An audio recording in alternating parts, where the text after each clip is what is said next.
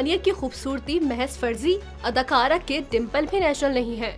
Dermatologist doctor ने हानिया आमिर के डिम्पल का असल राज बता दिया। अपनी खूबसूरती और जानदार अदाकारी की वजह से सरहद के इस पार और उस पार मशहूर होने वाली हानिया आमिर के इन दिनों बेहद चर्चे हैं। लाखों लोग उनकी खूबसूरती के दीवाने हैं। मारूफ डर्मेटोलॉजिस्ट डॉक्टर अरीज खालिद ने हानिया की खूबसूरती को प्लास्टिक सर्जरी का नतीजा करार दे दिया। एक निजी शो में गुफ्तगू करते हुए डॉक्टर अरीज खालिद ने कहा कि हानिया आमिर के गालों पर पड़ने वाले डिम्पल प्लास्टिक सर्जरी की वजह से हैं। उसके साथ साथ नाक की सर्जरी भी की गई है। इसके अलावा अदाकारा ने होठों की सर्जरी कराई है।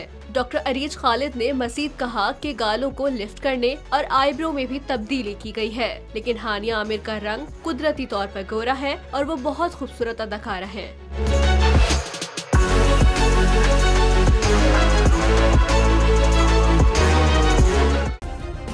सब्सक्राइब करें और बेल दबाएं ताकि कोई खबर रह न जाए।